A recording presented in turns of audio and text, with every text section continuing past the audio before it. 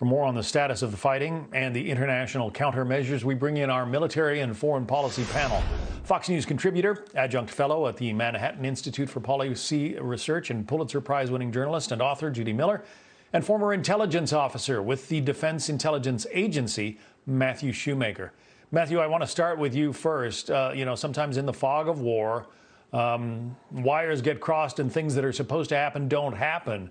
But it does appear that Ukraine's request for old Soviet-era fighters that their pilots know how to fly, that has been green-lighted by the United States and NATO. They would be coming in from Poland. How big is that? Well, John, thank you very much for having me on. They're certainly going to be breathing a sigh of relief in Kyiv tonight. It's still unclear exactly how many planes are even available to be transferred from Poland or possibly some other Baltic states into Ukraine, whether or not it's because of their working condition or how many they even have. But with regards to this from a strategic perspective, this should have happened a number of days ago. It's unclear why the White House dragged its feet regarding this. And as you mentioned in your previous report, it allowed the Russians to start to highlight and to attack airfields in preparation for any MiGs that might join into the fight. So it's certainly good news, but at the moment we are still waiting for more information. Yet again, it's just a wait-and-see moment. Meantime, Judy, one of the most terrifying aspects of this invasion, and there are many, is the fact that the Russians bombarded a couple of Ukraine's nuclear power plants, including the largest one in all of Europe.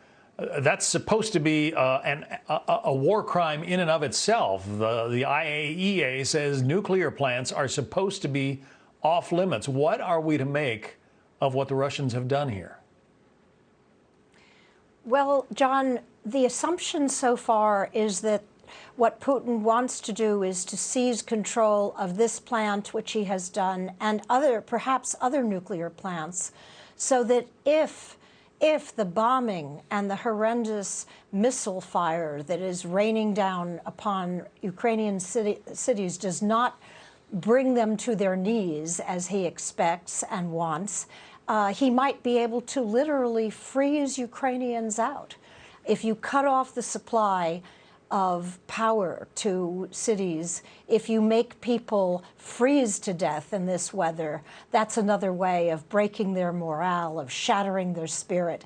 So the seizure of this plant is part of Putin's nuclear blackmail. We've seen it again and again, both in his threats, his putting his own forces on alert, his threats to use a nuclear weapon if the war doesn't go his way, and now the seizure of nuclear plants.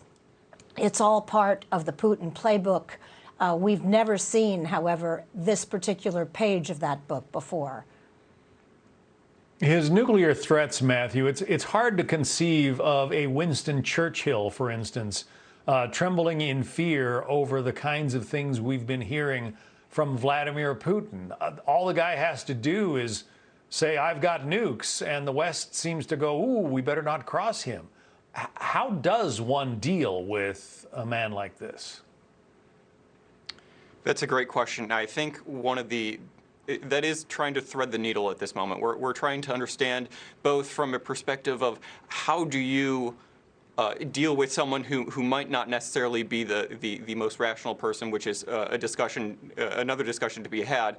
But at the same time, how do we show our own resolve? And at the moment, it seems that every opportunity when it comes to Mr. Putin's nuclear blackmail, the Western response simply is let's not use nuclear weapons, let's not go there. And there's some value to that for sure, but at the same time, it's also sending the message to the Russians that we might not necessarily be willing to stand up in the face of being bullied. Judy, I know you've spent a lot of time in Ukraine, even recently. Is this the repelling of the Russian force by the Ukrainians, is that a surprise to you in any way? Well, it's not a surprise that the Ukrainians would fight, John. As you and I know, when I was there, I wrote about their determination to maintain their freedom, their independence, their sovereignty. I think everyone, however, has been surprised by the extent to which the Ukrainians are fighting. Just ordinary civilians who were not trained, picking up weapons and going to the front, men sending women and children, wives and grandmothers and grandfathers to safety while they stayed to fight against an overwhelming Russian force, 200,000 Russian soldiers now in the country. And yet you see no weakness there. You see no sign that they're going to surrender. President Zelensky has surprised everyone, including me, with his extraordinary leadership abilities at this very difficult time. As for Poland, and I really do want to address this, Poland says that it is willing to send fighter jets to Ukraine, but getting them there is no easy matter. And also the Polish officials, I'm told, are still negotiating with the Americans over whether or not we would replace these fighter jets if and when they are shot down by the Russians. So there's still negotiations taking place, and I think that accounts in part for the delay that we've seen in getting these jets, which is what Zelensky wants, to that country. But we are doing everything we can to speed the weapons to him that he needs to defend his own country. Yeah, seems like the decision on that jets would be and should be an easy one for the White House to make.